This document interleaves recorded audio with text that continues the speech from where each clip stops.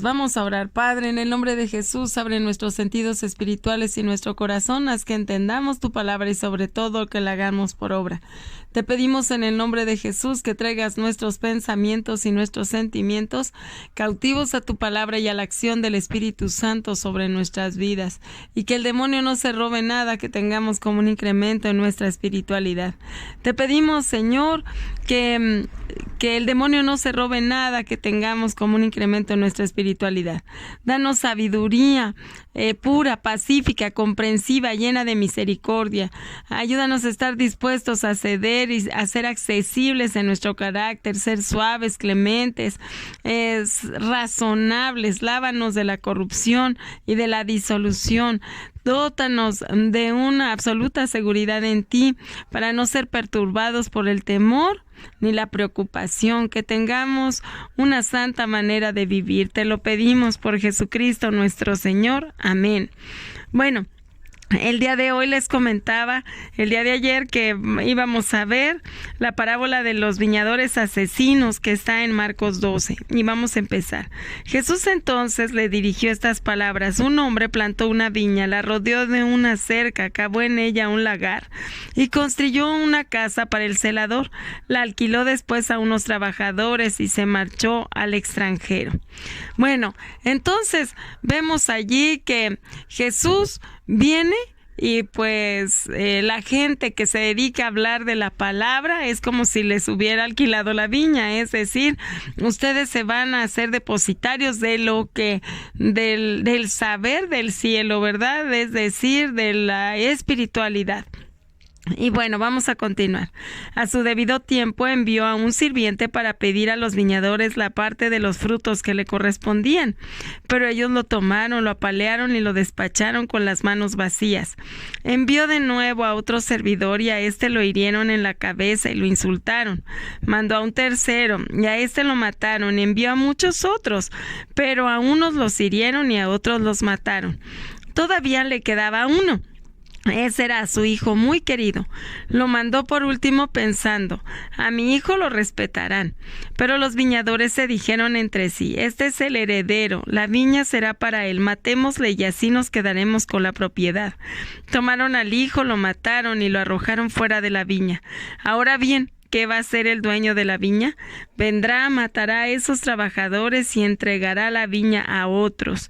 Y Jesús añadió: ¿lo han oído el pasaje de la Escritura que dice: la piedra que rechazaron los constructores ha llegado a ser la piedra principal del edificio? Esta es la obra del Señor y nos dejó maravillados. Sí, entonces, bueno, y seguimos allí. Los jefes querían apresar a Jesús, pero tuvieron miedo del pueblo.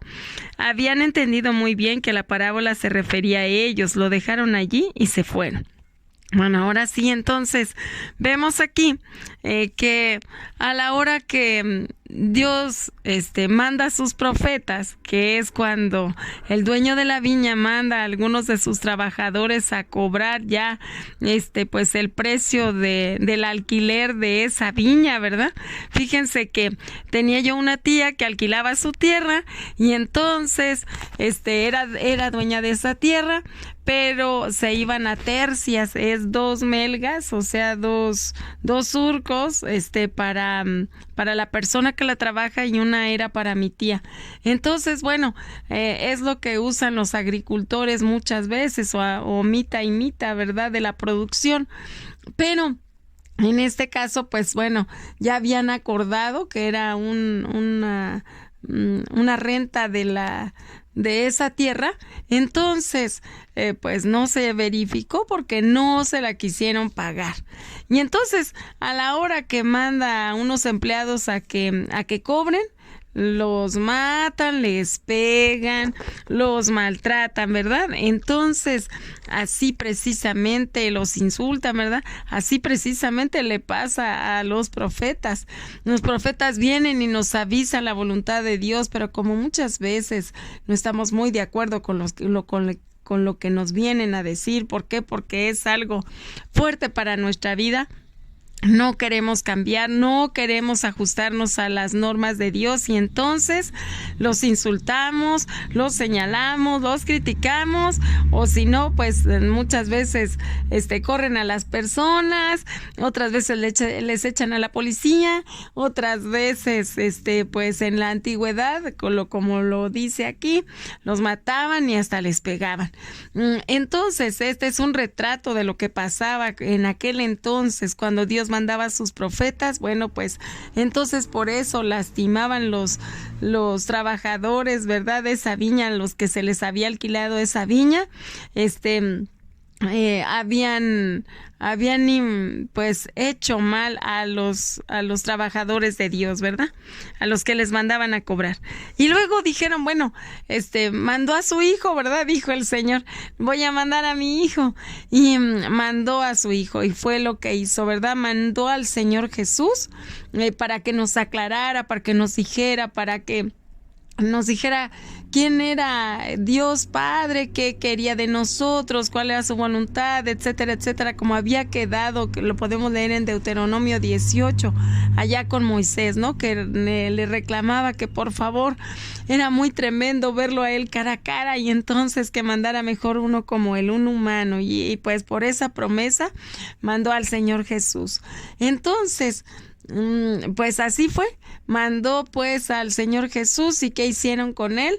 Esos mismos que habían alquilado la viña, lo mataron. Y entonces, ¿cómo concluye el Señor Jesús? Dice, bueno, aquí se cumple la escritura que dice que donde la piedra que desecharon los constructores ha llegado a ser la piedra angular.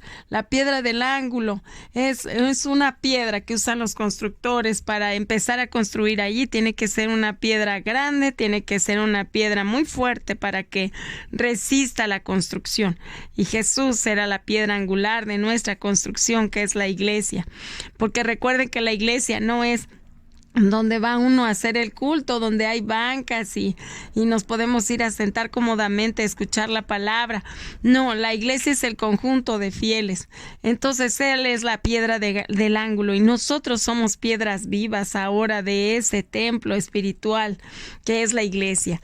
Y bueno, vemos allí que nosotros, pues tenemos que hacer bien, ¿verdad? Tenemos que seguirlo, tenemos que continuar diciendo acerca de su palabra para que todo mundo sea libertado, todo mundo sea sano, todo mundo esté bien, ¿verdad? De acuerdo a la palabra de Dios. Y entonces dice aquí que los jefes, que son pues los sacerdotes, ¿verdad? Los querían apresar, pero ellos no pudieron apresarlo. ¿Por qué? Por miedo a la gente, dice, pero sabían bien que esa parábola era para ellos. Entonces vemos que los saduceos y los fariseos de entonces no estaban tontos, ¿verdad?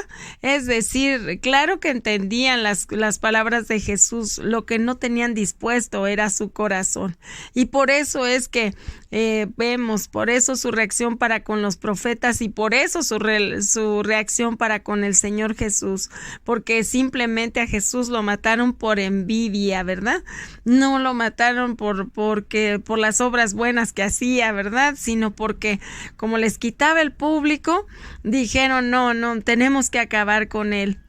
Y así nosotros, al criticar, al señalar a las personas que nos hablan de la palabra, estamos haciendo lo mismo, no cerramos nuestro corazón. Así es que qué importante es abrirlo, porque si no nos vamos a quedar sin justificar, sin reconocer nuestros pecados. Y qué bueno es abrir nuestro corazón para darle espacio al Señor y Dios. Vamos a orar. Padre, en el nombre de Jesús te pedimos que mandes a tu Espíritu Santo para que nos redarguya en cuanto a juicio, pecado y justicia. Ayúdanos a entregar el corazón, Señor, a ser saneados, a ser libertados. Ven con nosotros, Señor, ayúdanos, te lo pedimos por Jesucristo nuestro Señor. Amén.